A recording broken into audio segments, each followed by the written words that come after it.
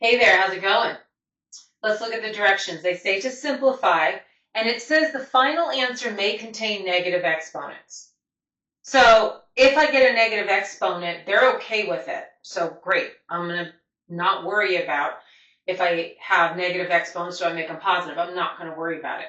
So let's look at this problem. Now, some of you may know what to do, and some of you may not.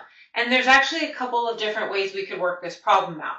But you know what? Let me sidetrack you a moment, and we'll be back to that. If I asked you to add, I don't know, let's say 3/8 plus 1/8, you know the answer, and I get you know the answer. But wouldn't you technically do 3 plus 1 over 8? We're used to going this direction, right? But it came from that problem. Agreed?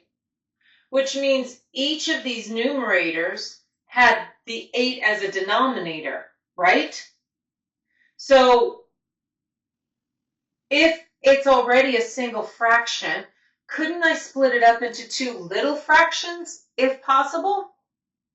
Okay, the reason I say if possible is gratefully we only have one term down here. There's no addition, there's no subtraction. I don't have to worry about super glue, as I like to call it. It's a single term. So just like this problem, since it's a single term, I could go backwards and split it up into the two little fractions that I added together to get it. So that means I could take the 4x squared, and it's supposed to have a denominator of 3x. And then I could subtract the 2x, which should also have the denominator of 3x.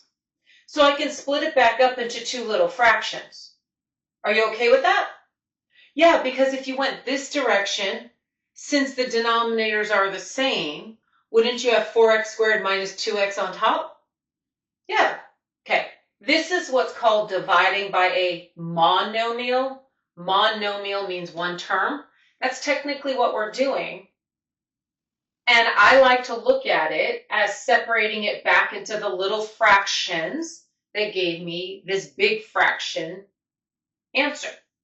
Okay, but now I have this first fraction. Can I simplify? Yeah, I have 4 over 3, 2 x's on top, 1x on the bottom. You can cancel, can't you? Leaves you 1x on top. Excellent. Here we have 2 over 3, and the x's just drop out, don't they? Okay, sidetrack. We had x squared over x. So technically, if you want to write it longhand, this is why you have 1x on top, right?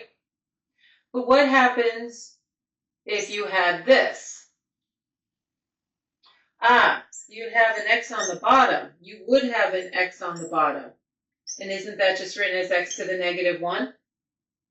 Or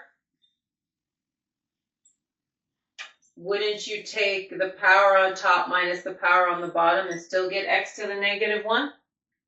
Just making certain you understand how it's possible to get a negative exponent, because the directions say we could.